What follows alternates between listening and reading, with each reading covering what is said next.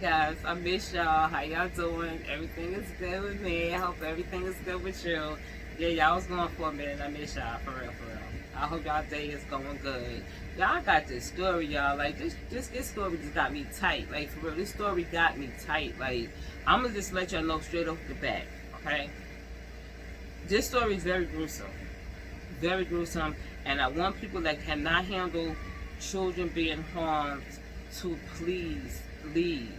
You understand? I see you in another video. It's no big deal. It's no big deal because this is really bad. And I don't want to ruin your day or nothing, but this is news and I do report it. You understand what I'm saying? And this is something different. This was different, which I cannot understand. I cannot understand how a mother or a father could ever allow anybody to hurt their children. But these idiots here, both of them, the mother and the boyfriend, these idiots here need to be strapped up. I'm sorry. Strap them because this is unbelievable. This is unbelievable. This is a 6-year-old child, and you let your boyfriend, and you allowed it. You thought it was funny. Like, for real, you thought it was funny. Like I tell people, like, I have never hit my kids, for real. I have never hit my kids. I'm not gonna tell y'all no lie. I'm telling y'all, I have never hit my kid. Never. My hand's so messed up, y'all. I have never hit my kids. I didn't have to. Because when I told them something, like, a lot of people don't understand. When you tell children something, you know, I know kids can be hard-headed. But it ain't that serious to where you have to put your hands on the kid. I'm just saying, like, me, myself, I never had to hit myself. I can't see myself hit my kid. Like, you know, I don't want to see my kid hurt. Listen, I'll back him up against a wall and go in. But I'm not going to put my hands on him. And he knows. He knows it. That my children knew that I would never hit them. And it was so crazy. My son, he knew I wasn't going to hit him, and he would laugh. But I just can't do it. And I cannot understand how parents sit there and let someone else hurt their kid. You know, how?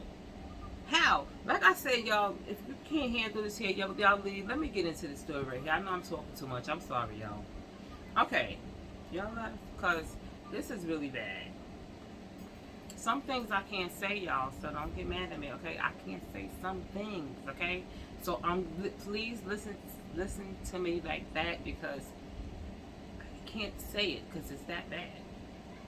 Mom and boyfriend laughed at photos of their 6-year-old being bound to a wall with a staple pal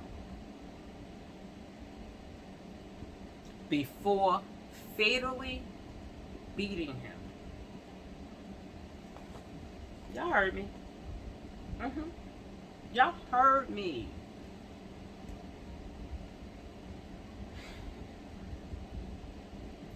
A 25-year-old mom in Michigan and her 32-year-old piece of crap boyfriend has been arrested and accused of torturing and deceasing her 6-year-old son, who was kept in a pen. Y'all getting me mad. Oh my God, I'm getting mad.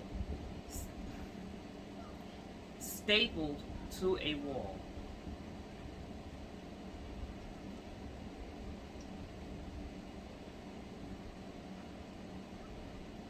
And repeatedly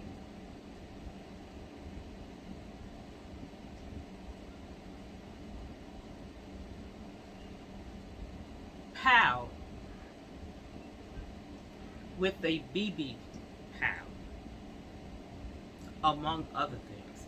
I'm sorry, y'all. This is so sad. This is really sad. Like, I'm sorry. I'm sorry. That's crazy. That's crazy.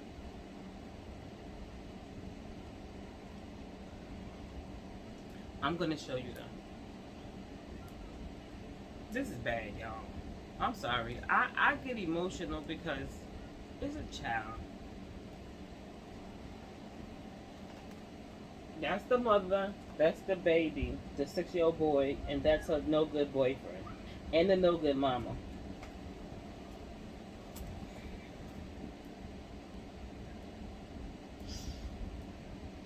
Elaine Rose Jenkins and Daniel was taken into custody last week and charged with one count each of first degree murder, child abuse, and lying to police officers in a horrific slaying of young, they call him Cholo. His name is Cholo. They call him Cholo. Gavani. His real name is Gavani. They call him Cholo. Jenkins. Authorities said.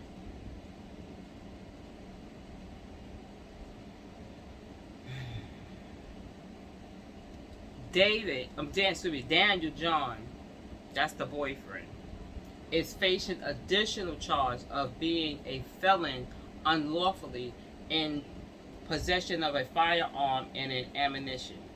According to the news release from Oakland County District Attorney's Office, officers with the Madison Heights Police Department and emergency medical personnel at about 2:34 p.m.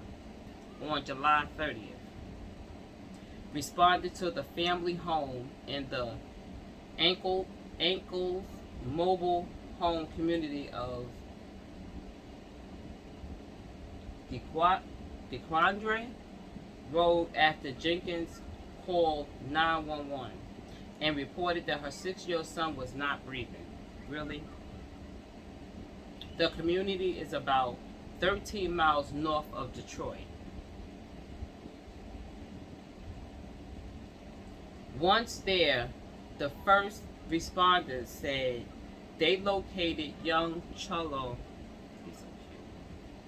Described the victim as being unresponsive and having suffered multiple injuries. Medics rushed the child to Artisan Macomb, Oakland Hospital for treatment. Due to the severity of his condition, Cholo was how you say it? I can't even say the word.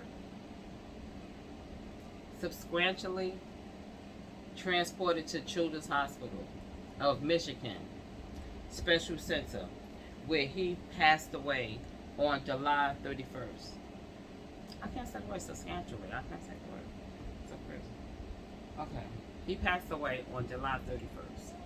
And believe this or not, y'all, this is such a coincidence. My son passed away on July 31st. That's crazy. Authorities said that Cholo was severely abused and beaten regularly at the hands of both Jenny and Daniel. They further allegations that Jenny and Daniel conspired to concoct a false story for police, claiming it was another person who was with Cholo.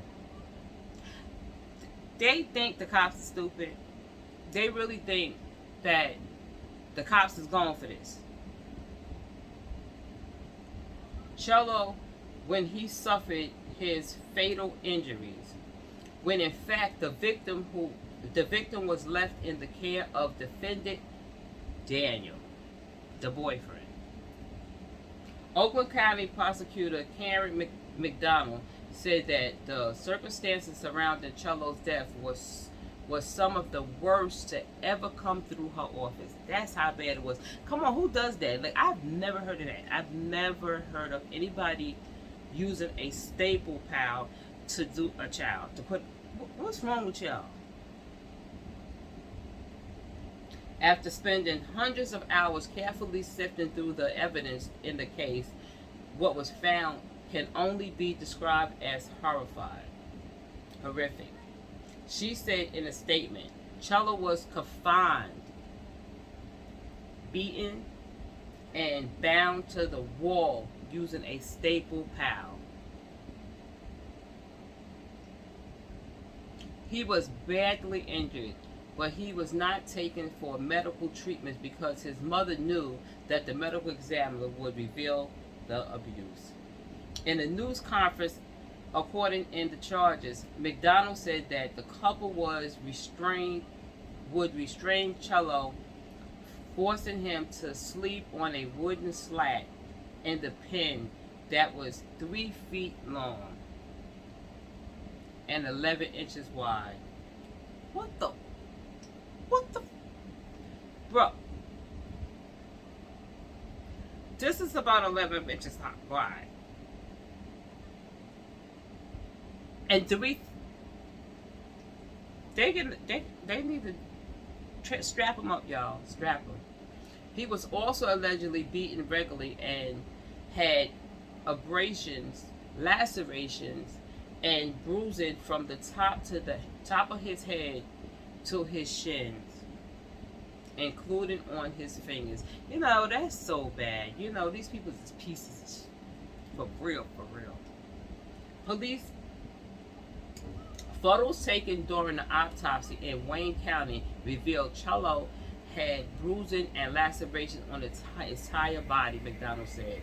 Cello's manner of death was ruled a homicide, and the case of death and blunt force trauma to his abdomen, along with a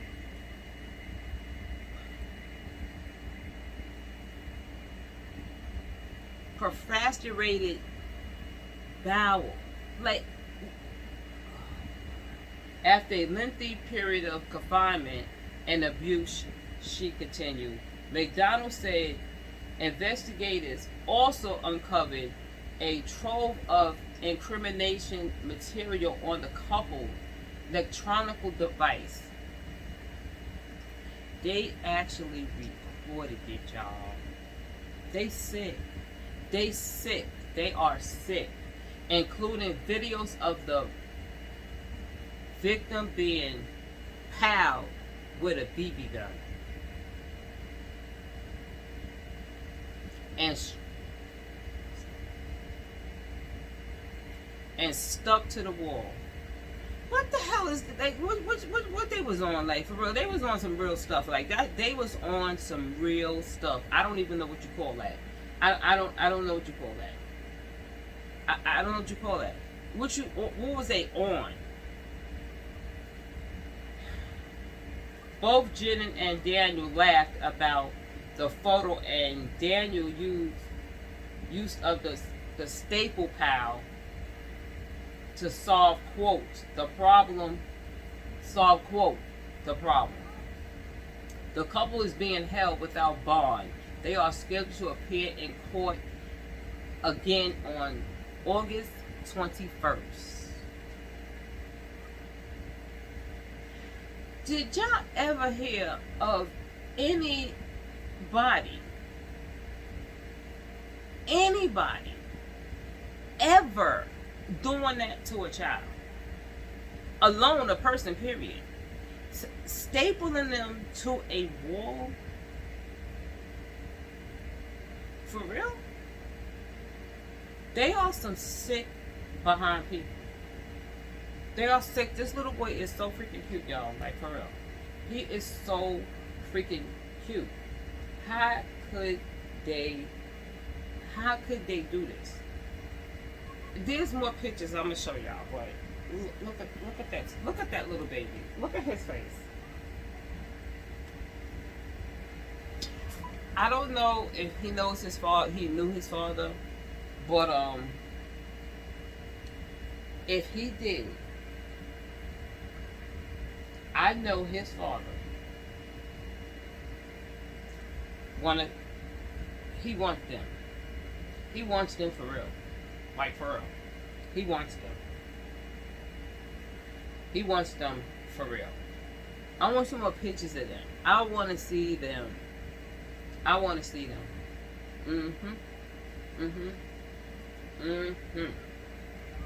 This is the boyfriend, y'all.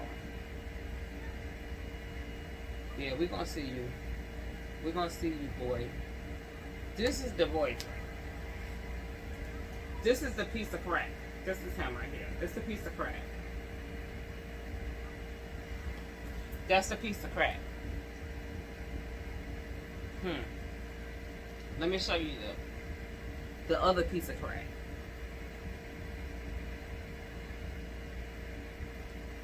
Look at the other piece of crack. Looking like she mad. What you mad about? Because you got caught? I'm going to show you a picture of her son. Like, by himself. Not with the devils. Oh my God. This little boy is so precious, y'all. Oh my God. He is so precious, y'all. Oh my God, y'all. Look at this. Look at that.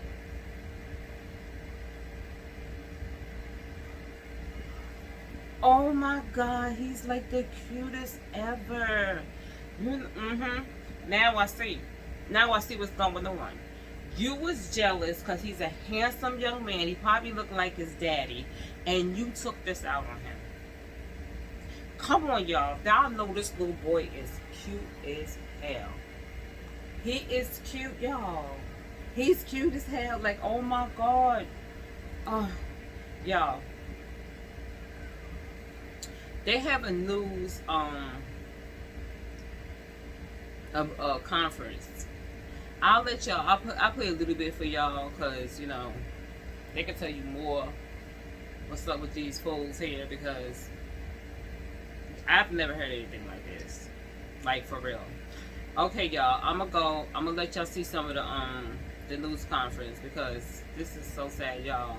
My heart goes out to, you know, Cello's, not his mama or her boyfriend, to the family of him. You know what I'm saying? Because this is, I've never heard anything like this in my life. In my life, and they recorded it. I hope they give them the death penalty. Like, for real, this is terrible. I never heard anything like this in my whole life. Like, I've heard of some tragic, you know, people do to children, but this just takes the cake. This is the most. This is the, they was on some real stuff. Like, I don't even know what they was on. Like, for real, they more than tripping. This is just downright disgusting, mean, just mean. I bet you he looked like his daddy. Y'all, I'm gonna let y'all see the video, okay? Y'all hit that like button and subscribe, y'all. And y'all let me know at the bottom, y'all ever heard of anything like this in your life? Like, I've heard of some things in my life, but this right here is different. I've never heard of nobody harming a child in that manner. And they said they saw them on the video laughing. Like, for real. Alright, y'all. Look at some of the video. Is Giovanni Jennings, known by his family as Chulo. Chulo was 6 years old, and he died from blunt force trauma to his abdomen and a perforated bowel after a lengthy period of confinement and abuse. The Wayne County Medical Examiner determined that the manner of death was homicide. Last week, my office filed charges against his mother, Elena Jennings, and her boyfriend, Daniel Giacchino, for lying to the police, and additional charges against defendant Giacchino for improperly possessing weapons and ammunition because he was already a convicted felon. But it was clear from the evidence that we saw that there was a pattern of abuse that led to Chulo's death. My office, in conjunction with the Madison Heights Police Department, has spent the last week performing an intensive review of every piece of available evidence, including cell phone evidence, photos, and evidence that was seized in search warrants. Combined, we have spent over 100 hours reviewing extremely disturbing videos and photos, as well as text messages and Facebook chats describing the horrific things that happened to this 6-year-old boy. Everyone standing up here, including myself, were a part of those 100 hours of review. His siblings were present for and witnessed much of that abuse, and a complete review of the digital evidence continues. Chulo's 4-year-old brother was interviewed at Care House. For those of you who don't know, Care House is a child advocacy center in Oakland County. My office has an experienced prosecutor dedicated to Care House and who attends forensic interviews there, and that's Lauren Benninger. I cannot express the importance of Care House and how fortunate we are in this county to have this highly qualified professional organization who interview and provide therapy for child victims. I also want to thank the Oakland County Sheriff's Department who assisted in this investigation. As we carefully sifted through the evidence, what we found can only be described as horrific. The allegations are that Chulo was confined to a pen in the defendant's bedroom. He was beaten, he was bound to the wall by using a staple gun to his close to the wall, which forced his face into a corner. He was badly injured, but he was not taken for medical treatment because his mother knew that a medical examination would reveal the abuse. And that information is all an allegation that was already in the public forum on the record in the swear-to. Based on that additional evidence, today, my office amended the charges against the defendants to include murder and child abuse in the first degree. On July 30th, 2024, at 2:34 p.m., Elena Jennings called 911 to her home and indicated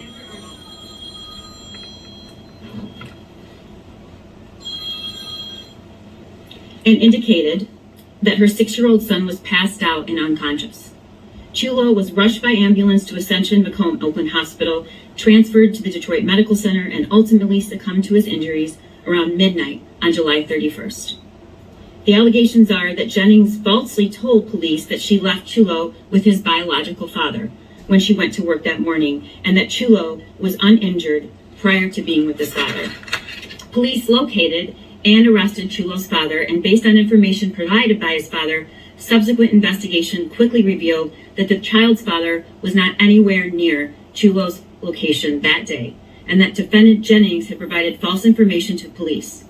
Based on the investigation to date, there is no evidence that Chulo's father took part in these crimes.